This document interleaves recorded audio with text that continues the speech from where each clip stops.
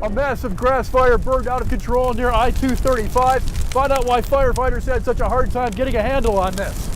You probably noticed the video that we showed you that had Brevard being taken into custody. The areas around that was blurred out. That's because there were several undercover police officers that had taken him into custody. For their protection, we've decided not to show their face. What I do want to show you, this camper back here behind me, that's the one that was owned by Brevard's girlfriend's family. We don't know if he was staying inside that camper or not, but back behind that, there's an outbuilding. Behind that outbuilding, there's another camper that's being stored. He was found underneath that camper. When we were talking with Frost tells us he's never met Brevard before in his life. In fact, he says he lives in Urbandale. Yesterday, he had gotten the call and seen on the news that Brevard had escaped, so he had locked up all of his doors and windows. He said he never imagined that Brevard would wind up here at his father's property. Yeah, a lot of people didn't. Aaron, really quickly, the Polk County Sheriff's Office tells us that Brevard may have suffered some injuries, perhaps by the police dogs. Did he appear to be hurt when he was taken into custody? When we saw him walking away, he was limping, but when we talked with Frost tells us that he didn't seem to put up any kind of a fight or anything. He seemed exhausted, in Frost's words, and almost happy to be taken into custody, but we didn't see any signs of any injuries other than he was limping a little bit as he was being taken to the police car. Aaron Brilbeck reporting from Prohl. Thank you, Aaron. We've all done it. You take your eyes off the road for just a minute to change the radio station or pick something up. Most times we don't think about just how dangerous it can be. Now again, these condos were mostly used as weekend getaways for a lot of folks, so there weren't any keepsakes in here. There were no family mementos, no important papers, no pictures, family photos, that kind of a thing. But when we were talking with Chris Harlan, she said the one thing that she really wanted to find was a sailor's hat. This is kind of a family tradition. Every time they go out on the lake on the boat, she puts this sailor's hat on, and she really wanted to find this hat, and she just couldn't find it. But Chris, we found your hat. It was sitting right outside your house. Gosh. So give me a call here at the station and we'll get your hat back to you, okay? Just remarkable. Wow. All right. We're so thankful nobody was hurt. Thanks, Aaron. A woman who lives here in the small town of Sheridan says she was convicted of a crime she didn't commit. Now she wants that conviction overturned because of videotape evidence that we were never supposed to get our hands on. This is video the Sheridan Police Department did not want you to see. It's shot from a tiny camera on Officer Tyler Rubel's shirt, and it shows Officer Rubel using a taser on a mentally challenged woman, even after she's handcuffed and hogtied in the back of his police car. Police refused to turn over this tape to us, so we got it from a source inside the police department. What's going on? Got a call that you guys were fighting. The incident happened when Rubel stopped 30-year-old Cherish Storm after neighbors complained she was fighting with her boyfriend. Storm later pled guilty to resisting arrest only because she didn't know this videotape existed. We tracked her down and showed it to her. I can't believe there's a video. I can't believe that's me. I started crying. I just, I knew it was bad when it was happening. I just didn't realize it was that bad, I guess. Sheridan police have not returned our calls for comment, but the chief did release a statement saying the incident was thoroughly reviewed by the department and the city of Sheridan. These reviews affirmed the department's belief that the officer's actions on August 27, 2010 were consistent with the law and department policy. We asked for a copy of that review under the state's open records law and still haven't gotten a response, and the mayor of Sheridan doesn't seem to know anything about it. Do you remember reading this report? No, I do not. So Does this report not exist? I do not have a comment. Ah! You son of a Stop! Stop it! You stop it! Storm plans to sue the city of Sheridan. She wants her conviction overturned and says this video proves she did nothing wrong. An admitted pedophile who was recently arrested for trying to have sex with underage girls continues to live here in this White House directly across the street from this school, and there's nothing that police can do about it because of a loophole in the law. 51-year-old Stuart Smith doesn't deny what he is. Are you a pedophile? Yes. But even though he was charged in May with multiple counts of trying to entice at least 8 separate children as young as only 8 years old into having sex with them and, quote, stealing 2 other kids, he insists he is no longer a threat to children. 25 years ago, I went to prison for molesting children. And most recently, the arrests? We were helping families in need, my family and I.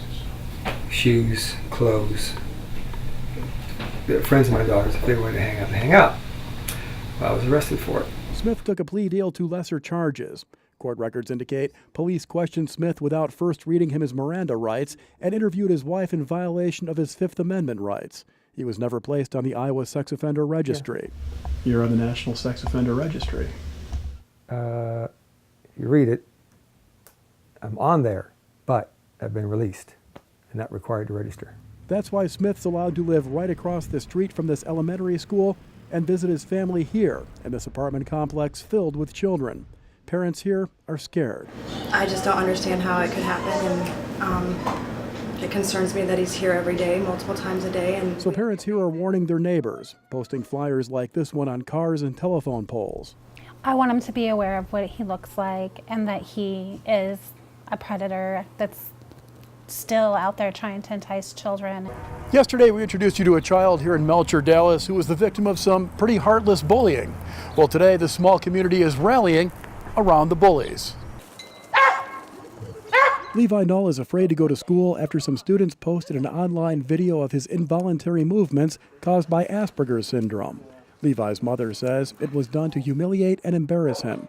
The father of the teen who posted the most recent video admits that it was wrong, but says Levi brings most of the bullying on himself. Yes, he does. I would say 3/4 of this stuff he brings on himself. And that seems to be the belief of a lot of people here. Levi's mother says since she tried to stop the bullying, she's become a victim of it. Lots of Facebook messages, posts, families fighting battles, arguments over the community, the school, the staff. It's been a very frustrating day for all of us. After we aired Levi's story, we received more than 100 comments on it, many slamming Levi. Jamie Harrison writes, "He called my nephew a nasty name, and my nephew cold-cocked him in the mouth. I'm proud of my nephew for doing that."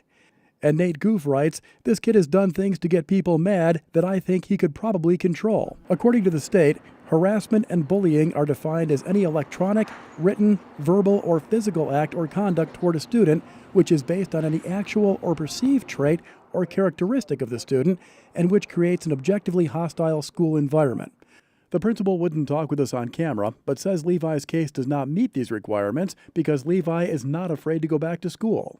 And at first, the head of the school board refused to comment. He told you he doesn't want to be on TV. He doesn't want to answer any questions. Okay, so he doesn't have That doesn't a say whether responsibility as an elected official to respond? That's not what he's saying. He said he's not talking to you about it. Oh, so he'll talk to other people about it? No.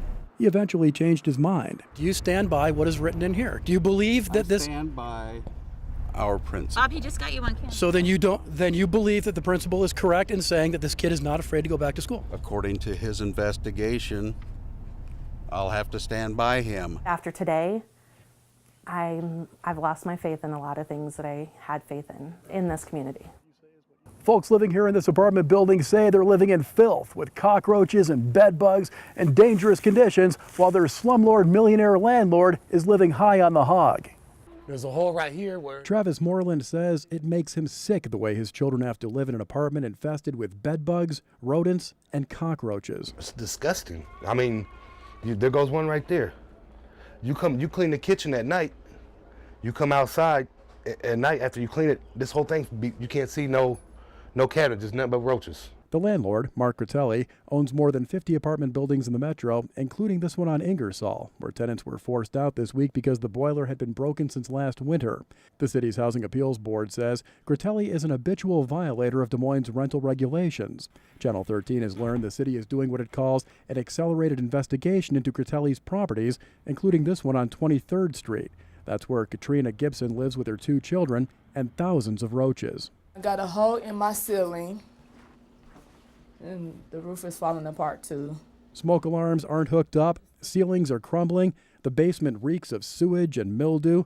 Outside, doors are off the hinges, windows are broken. The side of the house looks like a dump. Tenants tell us Critelli won't fix anything or clean up the mess, so we went to talk with him at his $600,000 West Des Moines home. We walked past the finely manicured lawn to the door, where a woman who answered turned us away. Yes. Is Mark here? No, he's not. No? I would appreciate it if he wouldn't come back to our home. Thank you. Back at Gibson's apartment, she wonders how Critelli can live in such a lavish house, but can't come up with the money to provide working smoke detectors or an exterminator for his tenants. That just don't make no sense, and we living like this. It makes me feel disgusted because I shouldn't have to live like this. Well, Dan, on the other side of this fence and barbed wire is a place that none of us wants to be, but it's also a place where we found incredible passion and talent.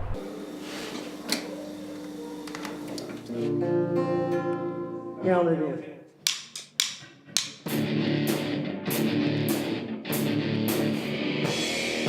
When the band Dead Time jams, they don't hold back. To be honest with you, the music we play is not the usual music that I listen to. You know, I like the music, but it's just something different.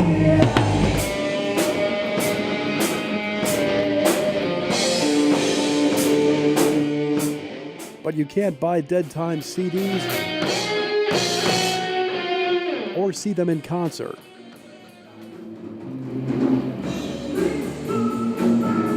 Dead Time plays their hard rock while doing hard time.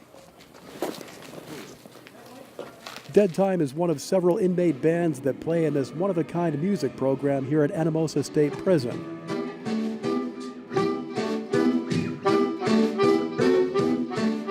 The music program has several individual practice rooms, instruments, and 2 professional recording studios. All of the equipment is paid for through inmate fundraisers. No tax money is used. For Daryl Bazette, his sax is more than just an instrument. It's my method of just escaping and leaving here. It's an extension of his soul. When I'm playing and doing that mentally, I'm far away from here. And I think that's the way I do the time. Bazette has been here at Anamosa for 43 years. He went in when he was just 22 after killing a man in a fight. Before he was arrested, Bazette played in bars and clubs. That's what he misses the most.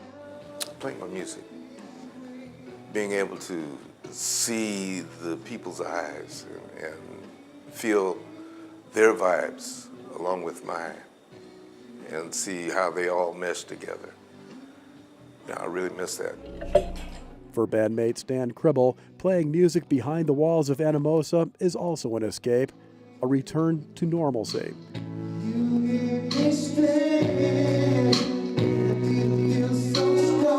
Cribble wrote this piece that he calls Sleep to remind him that life in prison does not mean that life is over. I lose myself.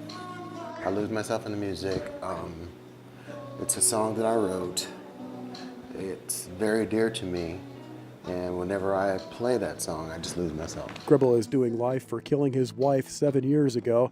The music program here has changed him. That guy, I don't even know that guy. I don't know that guy. That's not me. For inmates to be able to play in here, they have to stay out of trouble out here. We've got guys trying to stay out of trouble now to get back that have some bumps along the road, so it's a privilege. And these guys can't imagine serving time without this program. I used to stay in the hole for fighting and other stuff out there. I would probably be in the hole. If I come up here, I know I'll stay out of trouble and stuff, you know. And plus, I'll be doing something productive. Pippin says these guys are serving their time. They're paying for their crimes in a horrible and lonely place where freedom is stripped away from them.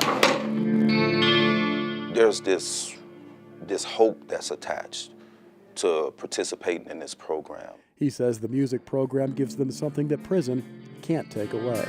We're not the only ones shot by the hate. And I think that's important. People have to have their dreams, you know, because once that's gone, I think life is gone if you can't have that dream, that hope to hold on to.